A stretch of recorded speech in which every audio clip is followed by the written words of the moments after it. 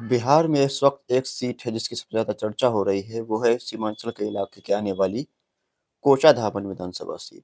कोचाधामन विधानसभा seat इमाम party का गढ़ माना जाता है। यहाँ पर पिछले विधानसभा चुनाव में इमाम पार्टी के इजहार रस्वी ने जीत हासिल करी थी और काफ़ी बड़ी जीत थी ये।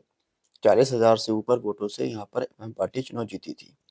इस बार इमाम पार्टी के लिए सीट काफ़ी ज़्यादा महत्वपूर्ण है और इस सीट पर काफ़ी कांटे की टक्कर महागठबंधन उम्मीदवार से इमाम पार्टी को देखने को मिल रही है। पिछले विधानसभा चुनाव की बात करें तो यहाँ पर इजहार रस्वी इमाम के उम्मीदवार थे। जेडीयू से मास्टर मुजाहिद आलम और शाहिद आलम आरजेडी से उम्मीदवार थे। लेकिन इस बार इजहार रस्वी इमाम पार्टी को छोड़ गए थे, आरजेडी में चले गए थे। उनको टिकट नहीं मिला, अब वो वापस इमाम में आ चुके हैं।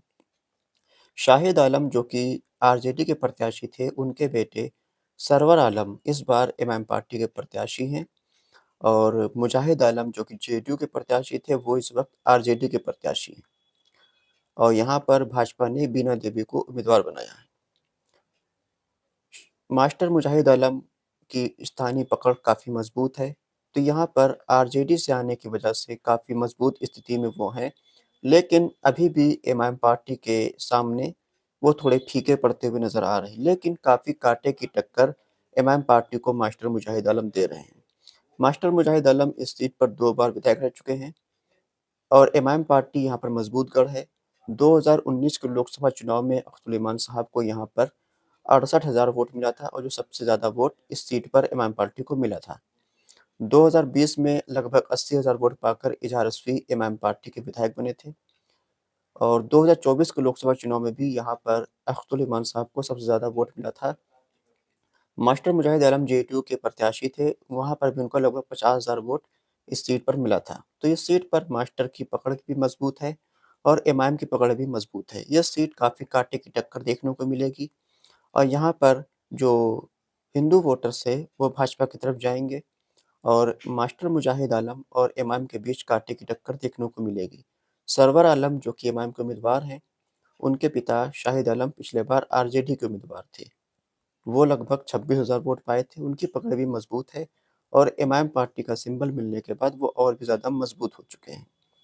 तो यहाँ पर देखने को मिल रहा है कि इजहार रस्वी साहब का समर्थन भी इमाम पार्टी को मिल चुका है, लेकिन वहीं सादिक समदानी और ज़फ़र असलम जो कि इमाम पार्टी के टिकट के दावेदार थे, वो टिकट ना मिलने पर आरजेडी खेमे में जा चुके हैं और मास्टर मुजाहिद आलम को समर्थन दिया है और उनके साथ-साथ सभाएँ भी कर रहे हैं। आज बैरिस्टर असदुद्दीन ओवैसी साहब को कोचाधामन में जनसभा करनी थी, लेकिन खराब मौसम की वजह से हेलीकॉप्टर नहीं उड़ सका, तो कोचाधामन में वो सभा नहीं हो सकी। लेकिन लगभग 1 लाख के ऊपर लोग कोचाधामन में मौजूद थे और यहाँ पर काफ़ी बड़ी मजमा कोचाधामन की सभा में देखने को मिला। बैरिस्टर असदुद्दीन ओवैसी साहब इस सभा में नहीं आ पाए, उसके बावजूद यहाँ पर काफ़ी बड़ा मजमा देखने को मिला। ऐसे में साफ लग रहा है कि इमाम पार्टी यहाँ पर मज़बूत है और यहाँ पर अगर थोड़ी-सी मेहनत और कर ली जाए तो एक तरफ़ा तौर पर इमाम पार्टी चुनाव जीत सकती है।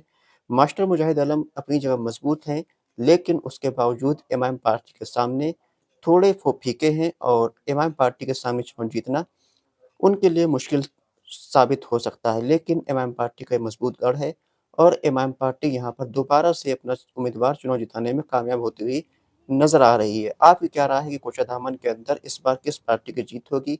इमाम पार्टी क्या दोबारा इस सीट पर चुनाव जीतेगी या फिर मास्टर मुजाहिद आलम आरजेडी को जीत दिला पाएँगे? खुदा हाफ़िज़।